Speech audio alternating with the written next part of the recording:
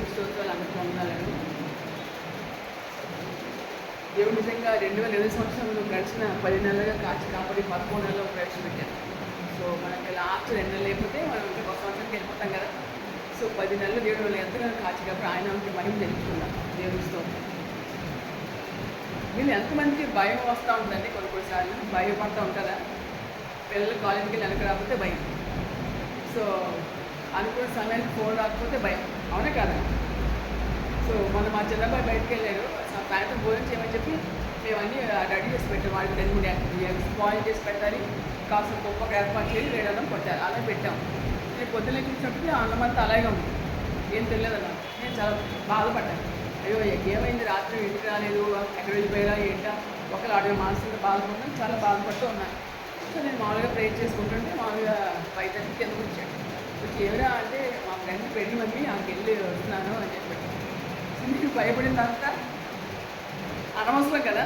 So చాలాసార్లు మనం అలాగే రకరకాల కారణాలు బట్టి మనం భయపడిపోతూ ఉంటాం. కానీ వాక్యం ఏముందంటే భయపడటం వల్ల మనుషులకు ఊరి వచ్చు, యెహోవాను నమ్మకించేవాడు సురక్షితంగా ఉంటాడు. కాబట్టి ఎప్పుడైనా బైబిల్ గ్రంథాలు అంటే 366 సార్లు భయపడిందంట, భయపడకము భయపడకము అని చెప్పి. నేను కౌంట్ చేయలేదు కానీ చాలామంది చెప్పుకుంటూ విన్నాను. భయపడకము భయపడకమని 366 సార్లు. ఒక సంవత్సరానికి 366 రోజులు ఉంటాయి కదా. అంటే ప్రతిదినం దేవుడు మనతో చెప్తున్నాడు ఏంటంటే భయపడొద్దని. కాబట్టి చాలాసార్లు మనం మనుషులు కాబట్టి ప్రతిదానికి భయపడిపోతూ ఉంటాం, కానీ మన ఇక్కడి నుంచి భయపడకూడదు. సమస్య వచ్చినప్పుడు ప్రభావ కొన్నిసార్లు మనంతటా మనం మన సమస్య పరిష్కరించాలనుకుంటాం, కానీ it is not possible. But మన సొంతటా మన సమస్యని పరిష్కరించడం మనకు సాధ్యమా కాదు కదా. కాబట్టి దేవుడు ఎంత నమ్మకించడం మంచి వాక్యం ఏంటంటే యెహోవాను నమ్మకించేవాడు సురక్షితంగా ఉంటుంది. కాబట్టి ఆయన ఎంత నమ్మకించడమే మనకి మంచిది. మేము చేయగలం, లేదంటే మా చుట్టాలు చేస్తారు, మా బంధువులు చేస్తారు, అధికారులు చేస్తారు అని మనం అనుకుంటూ ఉంటాం, కానీ దానివల్ల మనకి ప్రయోజనం ఏమీ లేదు. సో యెషయా గ్రంథం 27 అధ్యాయం చూసుకున్నాము.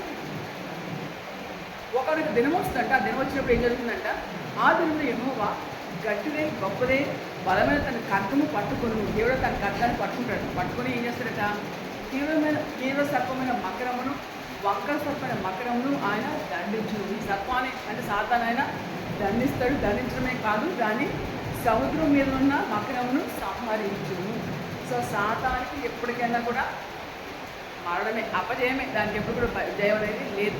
కాబట్టి మనకి శోధనకు అనేక రీతిగా మనం శోధన పెట్టినప్పుడు, మనకి సమస్యల రీతిగా మనకి భయం పెట్టినప్పుడు మనం దేవుడితో ఏం చెప్పుకుంటే, ప్రభా నీవు నాకు సురక్షితంగా ఉంచుతావు, ఈ సమస్య నన్ను ఏమీ చేయలేదు, నేనేమీ భయపడను, సాతానికి ఎప్పటికైనా దానికి అపజయమే అని మనం గుర్తుపెట్టుకోలేదు. వాక్యం ఏమంటే సముద్రం మీద ఉన్న మకరమును సంహరించు. God is going to kill it completely. దేవుడు దాన్ని పనుకుడిగా చంపేస్తాడు. కాబట్టి మనం దేవుడు కూడా భయపడదు. ఇంకా చూడండి, ఆ దినమున మనోహరము ఒక ద్రాక్ష వనముండును. మనోహరము ద్రాక్ష వనముండును. మనోహరమగు అన్న పదాన్ని ఉపయోగించాడు. అంటే it is so precious, so valuable, అది చాలా మంచిది. మనోహరం చాలా చాలా మనకి ఆనందం ఇచ్చేది, సంతోషం ఇచ్చేది, మనకి ఆహ్లాదం కలిగించేది దానికి అర్థం. అటువంటి ద్రాక్ష వనం ఉందండి. ఉన్నప్పుడు దాని గురించి దాని గురించి మనం ఏం చేయాలి, పాట పాడాలి. ఏంటి అంటారా, యెహోవాను నేను దాన్ని కాపు చేయుచున్నాను, ప్రతి నిమిషంలో నేను దానికి నీరు కట్టుచున్నాను. ఆ ద్రాక్ష వనానికి దేవుడు ఏం చేస్తుందా, ప్రతి నిమిషం మామూలుగా మనం మొక్కలకి ఎన్నిసార్లు నీళ్ళు పోస్తాం, ఉదయం లేదంటే సాయంత్రం, అంతే కదా. కంటిన్యూస్గా నీళ్ళని వస్తామా? ఇంకా ఇక్కడ దేవుడు చేస్తున్న దానికి ప్రతి నిమిషంలో నేను దానికి నీరు కట్టుచున్నాను. ఇక ఏమన్నా దేవుడి దగ్గర ఎవడు దాని మీదకి రాకున్నట్లు దీవారాత్రము దాన్ని కాపాడుచున్నాను. ఆ మనోహర ద్రాక్ష వనాన్ని దేవుడు కంటిన్యూస్గా కాపాడుతున్నాడట. ఈ వనంలో మనం ఉంటామని, ఆ వనం మన జీవితానికే సాదృశ్యం. సో ప్రతి దినం దేవుడు మనతో అంటుకట్టుబడి ఉండాలని, సో మనతో సన్నిహిత సంబంధం కలిగి ఉండాలని, సో మనతో ఆయన ఉండాలని ఆయన ఎంతగానో ఆశ. ఎందుకంటే దేవుడు తనకున్న ఏకైక కుమారుడు మన కోసం ఇచ్చాడు. ఆ యేసుక్రీస్తు వారు తన రక్తం ఇచ్చి మనం కొన్నారు, ఆయన ప్రాణం మన కొరకు అర్పించారు. ఎంతగా దేవుడు మనం ప్రేమిస్తుంటే ఈ want to spend every minute, every second అని మనం చెప్పుకోవచ్చు. ప్రతి సెకండ్ దేవుడు మనతో ఉండాలని ఆయన ఆశపడుతున్నారు. ఇంకా చూడండి 4వ వచనంలో, నా యందు క్రోధము లేదు, రక్షకులను బొదక్క శక్తులు ఒకవేళ నుండి నెలల యుద్ధము చేయవాని వలె నేను దానిలోని వడిగా చొచ్చి తప్పక వాటిని కాల్చేయదు. ఒకవేళ ఆ మనోహర ద్రాక్ష వనంలో కనుక ఈ గచ్చబొదులు కానీ లేదంటే బొదక్క చెట్లు కానీ వస్తే కనుక ఏం చేస్తాడు, యుద్ధము చేయవాని వలె నేను వాటిలోనికి వడిగా చొచ్చి తప్పక వాటిని కాల్చివేయదు.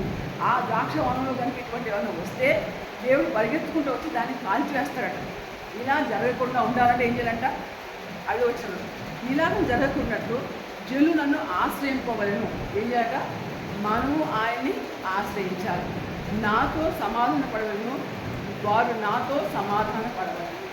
కాబట్టి మనకి ప్రాబ్లం వచ్చినప్పుడు, సమస్య వచ్చినప్పుడు అక్కడ పరిగెత్తి ఇక్కడ పరిగెత్తి వాళ్ళు చెప్పి ఏం చెప్పే కాకుండా, ప్రభా ఈ కష్టం నాకు వచ్చినది, ఎందుకు ఈ కష్టం వచ్చింది ప్రభా, నాతో మాట్లాడు ప్రభా, నాలో ఏమన్నా నీకు కౌన్యం ఉంటే తీసే ప్రభా అని మన దేవుడు అంటే దేవుడు మనతో చెప్తాడు. ఈ పాపం నీలో ఉంది, లేదా ఎవరైతే నీలో ఉంది, నేను సరి చేసుకుని దేవుడు మనతో వాక్యం ద్వారా మాట్లాడతాడు, లేదా వాక్య దశమాల ద్వారా మాట్లాడతాడు.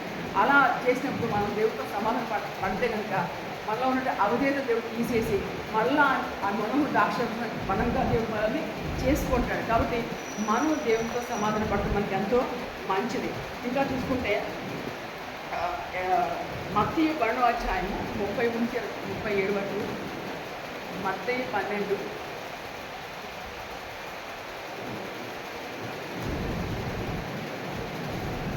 ఏముందంటే 33 చూస్తున్నాను చూడండి. చెట్టు మంచిదని ఎత్తి దాని పనులు మంచిదే అని ఎంచుడి. సో చెట్లు ఎలా ఉంటాయండి? చెట్లు వేర్లు ఎలా ఉంటాయి? భూమిలో ఉంటాయి కదా, చెట్లు వేర్లు భూమిలో ఉంటాయి కదా. వాక్యం ఏముందంటే చెట్టు మంచిదని ఎంచి దాని పనులు మంచిదే అని ఎంచుడి, లేదా చెట్టు చెడ్డదని ఎంచి దాని పనులు చెడ్డదే అని ఎంచుడి. చెట్టు అయితే దాని వేరు భూమిలో ఉంటుంది, దాన్ని బట్టి ఆ చెట్టుకి కావాల్సినంత కూడా వేరు ద్వారా వస్తూ ఉంటుంది.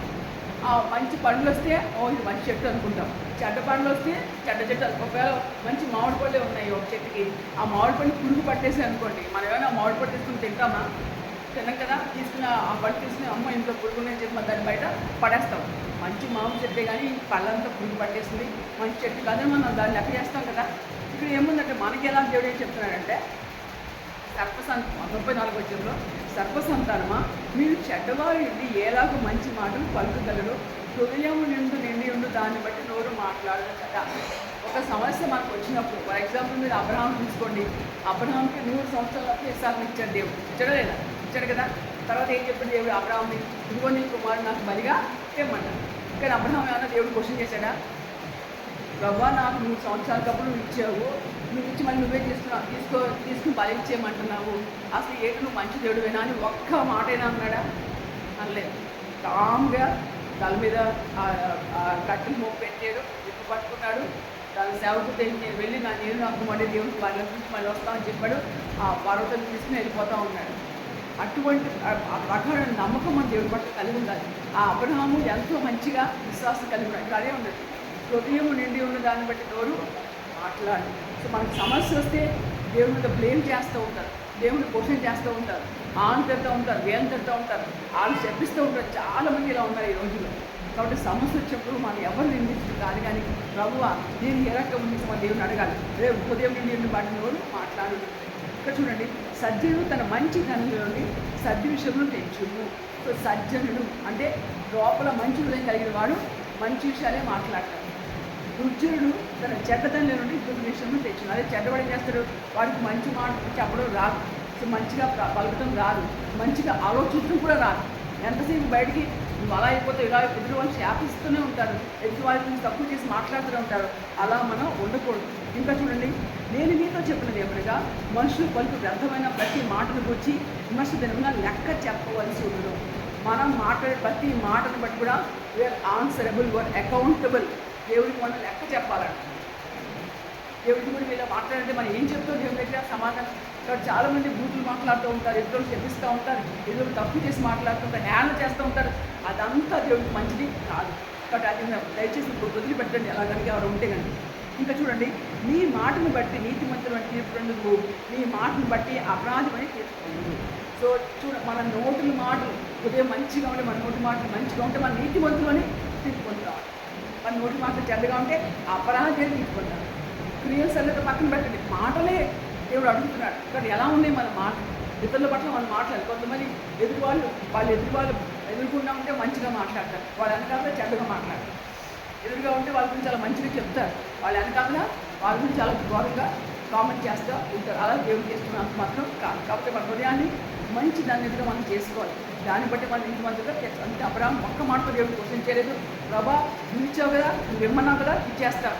ఆయన విశాఖ తీసుకుని పైకి వెళ్ళాడు, కట్నం తీసుకున్నాడు, కొడుకుని నరకపోయాడు, దేవుడికి బలిగా ఇద్దామని చెప్పి. కానీ దేవత నుంచి అబ్రహాం ఆగు అని చెప్పి చిన్న వాడిని ఒక నీ కత్తి వేయద్దు అని చెప్పి ఎలా ప్రభావం మరి బలి అన్నప్పుడు నువ్వు వెళ్ళు అక్కడ కొమ్మలు తరిగిపోతున్న పొట్టేలు కనిపిస్తుంటే దాని దృష్టి బలం అంటే దాని దృష్టిని బలిస్తారు అబ్రహాం. కాబట్టి మనము దేవుడు మనం ఎటువంటి స్థితిలో ఉన్నా కూడా, ఏ ప్రాబ్లం ఉన్నా కూడా, ఎటువంటి అనారోగ్యం ఎటువంటి ఉన్నది కూడా ప్రభా ఈ సమస్య ఉన్నా నీకు నాతో ఉన్నావు కూడా యెహోవాను నమ్మించేవాడు సురక్షితంగా ఉంది. అది మన వార్తను గుర్తుపెట్టుకొని దాని గురించి మీరు అన్వయించుకోవడం. ఇంకా మనం చూసుకుంటే యెషయా 27వ అధ్యాయము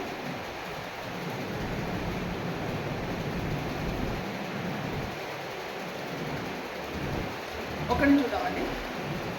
చూసేసాం కదా, ఇది అయిపోయింది కదా. యెషయా 50 దీనికంటే ముందు ఇర్మియా 33 చూద్దామండి. ఇర్మియా 33 1-3.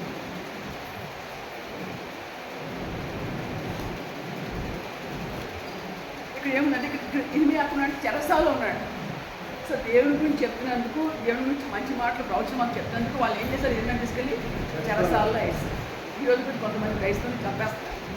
సో మన ప్రవీణ్ పగడగాలని చంపేస్తారు. అలాగే మరి చార్లెస్ విక్రమార్కన్ అమెరికా ఆయన కూడా చంపేశారు. కానీ కూడా వాళ్ళు ఎవరు కూడా దేవుడిని విడిచిపెట్టడానికి ఇష్టపడలేదు. What ever it may be, దేవుడితో ఉండడానికి వాళ్ళు ఇష్టపడతారు. మనం కూడా దేవుడికి బలమైన జనంగా మనం ఉండాలి, ఆయనకి నమ్మకస్తులు మనం ఉండాలి. చెరసాలలో ఉన్న ఇర్మియా అని చెప్తాడు.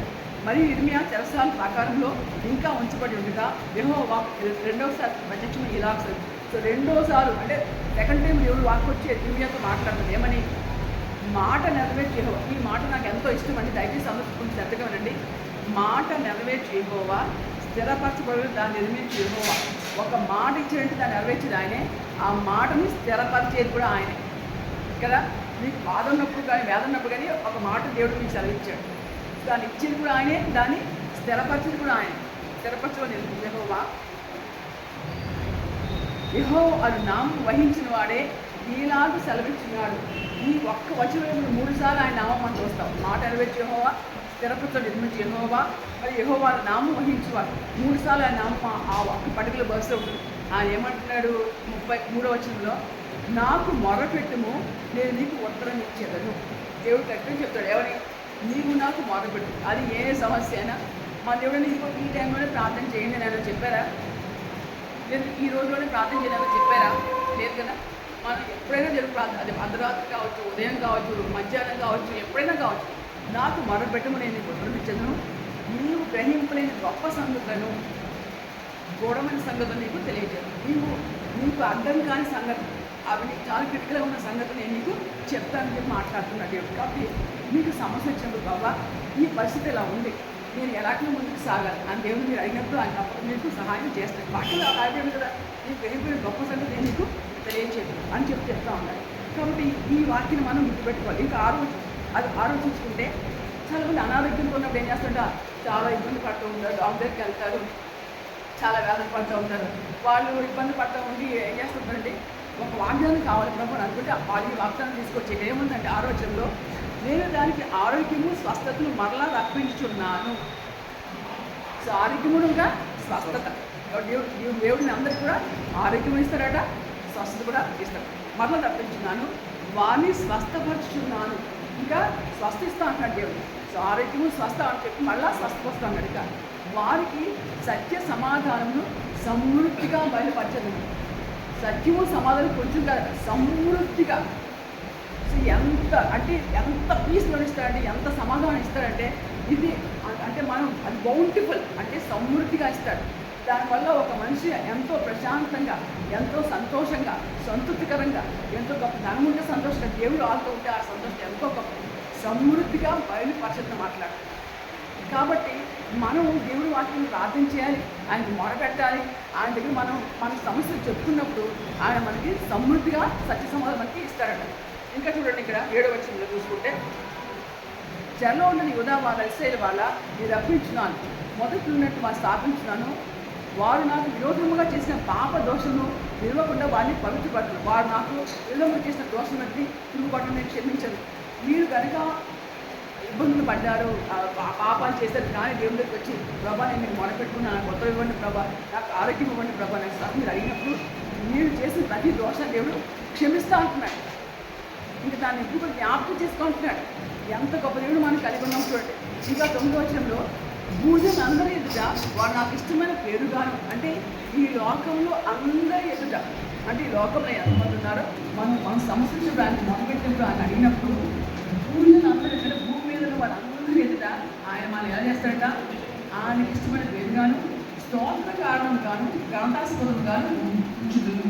సో దేవుడు ఆయన కనపరిచిలో ఆయనకి మహిమ తెచ్చేట్లో ఆయన పుస్తకాన్ని చెప్పి మాట్లాడుతున్నాడు. నేను వారికి చేయ సకల ఉపకారం గురించి వర్తమానము జనులు విని నేను వారికి కలిగి చేయ సమస్త క్షేమం బట్టి సమస్తమైన వేడిని బట్టి భయపడుచు దేవుడు. ఎవరైతే మీకు శ్రమలు పెట్టారో, ఎవరైతే మీకు అవమానపరిచారో, ఎవరైతే మీ గురించి చెడ్డగా అన్నారో వాళ్ళు ఏం చేస్తారంట, దేవుడు మీకు కలగేసిన అనేక మేలు బట్టి, అనేకమైన ఆశీర్వాదాలను బట్టి, అనేకమైన దేవుని బట్టి తెలిసి వాళ్ళు ఇంకా ఏంటి ఇంతగా ఆశ్రయించడం పొందుతున్నారు, ఏంటి ఎంతో ఉందంగా ఉంటున్నారు, ఏంటి ఎవరు తయారవుతున్నారు అని చెప్పి మనం చూసారు ఆళ్ళు దిగి పడిపోతారండి. సో మనం ఏమి వారికి చేయక్కర్లేదు, మనం ఏమి వారి గురించి ఆలోచించక్కర్లేదు. Only thing you should have trust on God, you have complete trust on God. అలా ఉంటే దేవుడు ఇలా మనం ఉంచుతారట. కాబట్టి దేవుడి వాక్యాన్ని చదవండి, ప్రార్థించండి, ఆయన నామాన్ని మీరు ఆశ్రయించండి, అది మనకి ఎంతో క్షేమం. అలాగే యెషయా 26వ అధ్యాయం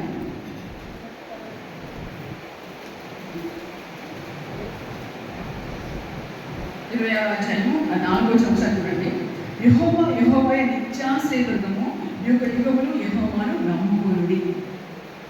సో నిత్యాశ్రయదుర్గం అంటే ఏ సమయం అన్నా కూడా ఆయనే మనకు ఆశ్రయంగా ఉంటాడు. నిత్యాశ్రయదుర్గం, యుగ యుగములు యెహోవాను. మనం ఏమైనా అనేక యుగాలు బతుకుతామా అంటే యుగంలో కొంతమంది జనరేషన్స్ ఆఫ్ జనరేషన్స్ అని దాన్ని అర్థం. మనం నమ్ముకుంటాం, మన పిల్లలు నమ్ముకుంటారు, వాళ్ళ పిల్లలు నమ్ముకుంటారు, మన తల్లిదండ్రులు నమ్ముకున్నారు, మన పుట్టాతలు నమ్ముకున్నారు, ఆయన నమ్ముకున్నారు కదా. అలాగే అక్కడ ఏమన్నాడు, వాళ్ళంటే యుగ యుగములు యెహోవాను నమ్ముకుంటారు. ఆయనే మనకి చెప్పాలి, అవి వాళ్ళ గురించి చెప్పాలి. అయ్యా మీకు సమస్య వచ్చినప్పుడు దేవుని ప్రార్థించండి, దేవుని ఆశ్రయించండి, ఆయన చెప్పినట్టు నడుచుకోనండి, ఆయన మీకు సహాయం చేస్తాడు, ఆయన మీకు సమస్యను విడుదల ఇస్తాడు అని దేవుడు మనం ఆశ్రయించి మన జీవితాన్ని చూసినప్పుడు మన బిడ్డలు కూడా నేర్చుకుంటారు. కాబట్టి యుగ యుగంలో యెహోవాను నమ్ముకోండి. ఆయన నమ్ముకోవడం మనకి ఎంతో మంచిది. సాధవ వచనంలో 12వ వచనం చూడండి, 26:12 యెహోవా నీవు మాకు సమాధానం స్థిరపరచుదువు, నిజముగా మా పక్షం నుండి మా పనులన్నీ సఫలపరచుదువు. సో దేవుడే మనకి సమాధానం స్థిరపరుస్తాడు, కుటుంబంలో సమాధానం ఇస్తాడు, సంఘంలో సమాధానం ఇస్తాడు, బంధువుల మధ్య సమాధానం ఇస్తాడు. సమయపడే కాకుండా నిజంగా నీవు మా పక్షం నుండి మా పనులన్నింటినీ సఫలపరచు. మనకి ఏ పనులు కావాలో అన్నీ సఫలపరిచేది కూడా ఆయనే. కాబట్టి God is answer for everything. మనకి ఏంటి కావాలో ఆయన మనకు ఆశ్రయం కాబట్టి ఆయనే మనం ఆశ్రయించండి. ఆయన మనకు సమాధానిస్తాడు, మన పనులన్నీ కూడా ఆయనే సఫలం, అంటే వాటిని కూడా ఫుల్ఫిల్ చేసేది కూడా ఆయనే. సో ఇంకా ఇంపార్టెంట్ మాటలకు వెళ్ళిపోదాం. యెషయా 51వ అధ్యాయం 11 నుంచి 16 చూద్దామండి. ఇవన్నీ కూడా మన దేవునితో కలిగినప్పుడు ఈ వార్త దేవుడు మనందరితో మనతో మాట్లాడుతుంది. ఏమంటే 51:11 యెహోవా విమోచించిన వారు సంగీత గానంతో సియోనుకు తిరిగి వచ్చేది. ఎవరైతే దేవుడు విమోచిస్తాడో వారికి శ్రమల నుంచి, బాధల నుంచి, ఇబ్బంది నుంచి, అనారోగ్యం నుంచి, వ్యాధి నుంచి విధిస్తారో వాళ్ళు ఎలా ఉంటారట, సంగీత నాదంతో సియోనుకు తిరిగి వచ్చేదారు. నిత్య సంతోషం వారి తల్ల మీద ఉండదు. తల్ల మీద నిత్య సంతోషం అంటే will be happy for ever. నిత్య సంతోషం వారి తల్ల మీద ఉండదు. వారు సంతోషానందము గలవానందు. సో వారు సంతోషంతో ఆనందంతో అలా ఉంటూనే ఉంటారంట. అంటే దేవుల్లో ఉండే ఆనందము, దేవుడు ఉండే సంతోషము, దేవుడు ఉండే ఎంతో గొప్పది.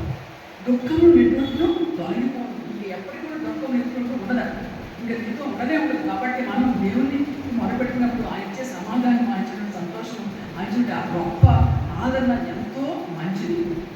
ఇంకా చూడండి 12 నేను ఓదార్చువాను, నువ్వు చనిపోయినటువంటి రుణమాత్రని ఎందుకు భయపడదు. మనం ఈ లోకం మనం ఉద్యోగం చేసామనుకోండి, మన భయాధికారి గురించి మనం కొంచెం భయపడతాం. ఆయన ఎటువంటి తీర్పు రాస్తాడు మా గురించి, అంటే ఏ రకంగా మా గురించి భయపడి చెప్తారు అని కొంతమంది అనుకుంటూ ఉంటారు. కానీ ఏమంటాడు, నీవు ఈరోజు పోయి దాని కోసం ఎందుకు భయపడుతున్నావు అంటాడు దేవుడు. బాధపడుతూ వారు నాశనం చేయడానికి సిద్ధపడినప్పుడు వారి కోదలను బట్టి నిత్యము భయపడుచు ఆకాశం వ్యాపింపచేసి భూమి పునాదులు వేసి యెహోవాను నీ సృష్టిగా యెహోవాను భక్తువా. నీకు బాధ కలిగిన వారు ఉన్నప్పుడు నీ ఆఫీసులో కానీ లేదా మీ ఇంటి దగ్గర కానీ పొరుగు వారు కానీ ఎవరైనా మీకు నష్టం కలిగించేయాలని ఆలోచన చేసేవాళ్ళు ఉన్నప్పుడు ఆకాశం వ్యాపింపచేసి భూమి పునాదులు వేసినటువంటి ఆ దేవుడు మర్చిపోతావా అని మాట్లాడతాడు దేవుడు.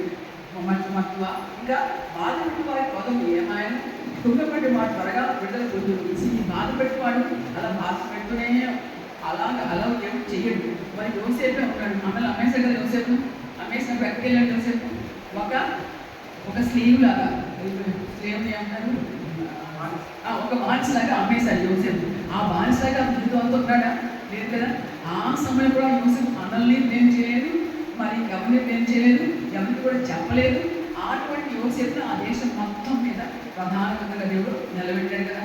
కాబట్టి అటువంటి నమ్మకం మనకు ఉండాలి. నీకున్న పరిస్థితిని బట్టి, సిచ్యువేషన్ బట్టి, ఆ ఉన్నటువంటి ఆ ఇబ్బందులు బట్టి దేవుడి మీద కోపం చూపలేదు, పొరుగు వారిని కోపం చూపడం కాదు. కానీ దేవుడి యొక్క మనం ఫోకస్ ఇచ్చినప్పుడు ఆయన ఎట్టి బస్సులో కూడా ఆయన పెద్దలు అనుగ్రహించే దేవుడు. చూడండి, నేను నీ దేవుడు యెహోవాను, సముద్రాన్ని కొరటను ఘోషించినట్లు దాని రేపు నేనే. ఒకసారి ఇబ్బంది కలిగినప్పుడు, రెండుసార్లు ఇబ్బంది కలిగినప్పుడు దాని అలాగే రేపెందుకో నేనే అంటున్నాను దేవుడు. సైన్యుడు యెహోవా అని ఆయన పేరు. ఒక మనిషి ఎలాగ ఎదురు వాళ్ళని టెస్ట్ చేస్తారంటే, మామూలుగా మనం ఏమనుకుంటాం, మన పిల్లలు మనం ఎంత ప్రేమిస్తున్నారా తెలుసుకోవడం. చిన్నప్పుడు ఏం చేస్తారంటే, పిల్లలు 2-3 years ఉన్నప్పుడు తల్లిదండ్రులు ఒక చిన్న చాక్లెట్ చేసి వాళ్ళకి ఇస్తారు. అమ్మ నాకు కొంచెం పెట్టంటే వాళ్ళు చిన్న ముక్క ఇచ్చినప్పుడు తల్లిదండ్రులు ఎంతో సంతోషపడతారు. బాబు మా బిడ్డకు నేనంటే చాలా ప్రేమ అనుకుంటూ ఉంటారు. అలాగే బిడ్డ జాబ్ వచ్చినప్పుడు మా మధ్యలో ఫస్ట్ శాలరీతో కొన్నాను అంటే ఆ తల్లిదండ్రులు ఎంతో సంతోషపడతారు. కానీ అలాగే మనం టెస్ట్ చేసేటప్పుడు ఈ బిడ్డకైనా కలిగి అలా చేశాను. యోగుడికి సాధన ఎలా వచ్చిందండి? దేవుడు పర్మిషన్ అడిగిందా లేదా? అడిగింది కదా. దేవుడు పర్మిషన్ అడగడం వచ్చి యోగికైనా స్కిప్ చేయగలిగిందా సాతాను? లేదు కదా. అంటే మనకు వచ్చిన సమస్యలు కూడా మనం అనుకుంటాం దేవుడు తెలియకుండా మనకు వచ్చేస్తుందేమో, అమ్మో అమ్మో అని మనం అనుకుంటాం. కానీ దేవుడు అనుమతి లేకుండా ఏది మనకు రాదు.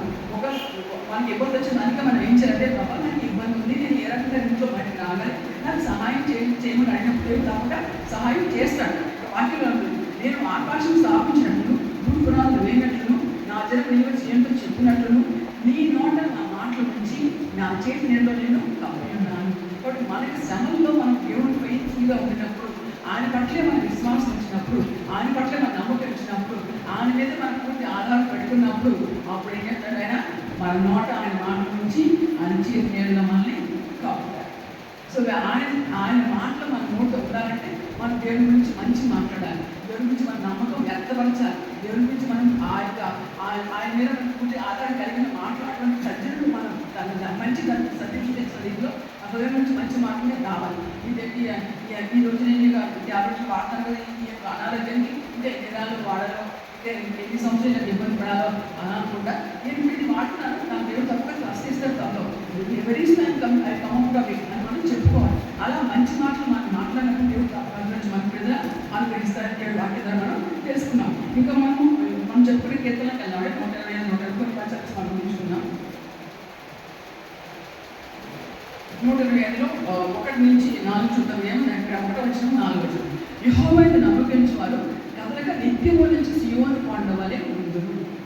సీయోను కొండ ఎవరైనా కదిలించగలరా కదా. అలాగే యెహోవా యందు నమ్మకించువారు కదలక నిత్యము నుంచి సీయోను కొండ వలె ఉంటారు. కాబట్టి ఈ రోజు నుంచి మనం ఆయన యందు మాత్రమే నమ్మకం ఉంచాలి, ఆయన యందు మాత్రమే విశ్వాసం ఉంచాలి. ఆయన తగ్గనే మనం చూడాలి. అనారోగ్యం వచ్చినా ఆయన అడగండి, మరి నష్టం వచ్చినా ఆయన అడగండి, ఏదైనా ప్రాబ్లం వచ్చినా ఆయన అడగండి, మరి ఎటువంటి ఇబ్బందులు ఆయన అడగండి, ప్రార్థన చేయండి. 33 చెప్పిన వర్షం ఆ వాగ్దానం మాట్లాడి స్థిరపరచుకుని యెహోవా నామం ఆయన గణించబడి ఇలా సెలవించున్నాడు. నాకు మొదలుపెట్టుకునే కొంచెం ఇచ్చారు, వాగ్దానించారు కదా. ఆయన మొదలుపెట్టిన తప్ప మనకు సహాయం, మన దేవుడు జీవించిన దేవుడే కదా. నేను జ్ఞాపకం దేవుడే కదా. మీరు అందరూ నమ్ముతున్నారా లేదా? మన దేవుడు జీవించిన దేవుడు అందరూ నమ్ముతున్నారా లేదా? నమ్ముతున్నారు కదా. మరి అంత జీవించిన దేవుడు మనకు కలిగినప్పుడు ఆయనకే మనం మొదలుపెట్టుకుని ఆయనకే మనం అడగాలి. కానీ వాళ్ళకి ఏళ్ళకి చెప్పుకున్నంత ప్రయోజనం లేదు. అందుకే వాక్యం అంటే యెహోవా మీద నమ్మకించేవాడు కదలగా నిత్యం నుంచి సీయోను కొండ వలె ఉన్నాడు. ఇంకా అలా ఉంటే ఏముందంట? యెరూషలేము చుట్టూ పర్వతం ఉన్నట్టు యెహోవా ఆయన మొత్తుకొని నిత్యము తన ప్రజల చుట్టూ ఉంటాడు. ఎవరైతే ఆయన నమ్ముకుంటారో వారి చుట్టూ దేవుడు ఉంటాడు. వారికి నష్టము కలగాలి. నేనైతే చాలాసార్లు అనుభవించాను. నాకు ఎవరూ లేరు, నేను ఒంటరిగా ఉన్నాను. ఒకసారి ట్రైన్ జర్నీలో నేను పొరపాటు వేరే చోటుకి వెళ్ళిపోయాను. సో నాతో ఎవరూ లేరు. సో ఆ టైంలో బాడీలోనే దేవుడు ప్రార్థన చేసుకుంటే నాకు ఎటువంటి అపాయం కాకపోతే దేవుడే కాబట్టి శిక్షణగా తీసుకొచ్చాడు. అలాంటి నాకు గుర్తించుకుంటే నిజంగా దేవుడు ఎంత నమ్మదగిన దేవుడు అనే స్వయంగా అనుభవించాను. అదే అన్నాడు, యెహోవా ఇది మన నుంచి తన ప్రజల చుట్టూ ఉంటుంది. ఇంకా అంటే 126 1 అధ్యాయం 1 సీయోను నుండి తిరిగి వచ్చిన వారు యెహోవా చెరలో రప్పించినప్పుడు మనం కలకని వాళ్ళే ఉంది. ఈ యొక్క ప్రజలు చెరలో నుంచి అంటే వాళ్ళకున్న ఆ ఇబ్బందిని దేవుడు తప్పించడం వాళ్ళు ఎలా అనుకున్నారంట? కలకని వాళ్ళు మనకు ఎంత బాధలో ఉన్నాం కదా, ఎంత వేదలో ఉన్నాం కదా, ఎలాగా ఈ చెరలో నుంచి దేవుడు తప్పించాడని చెప్పి వాళ్ళు అనుకున్నారు.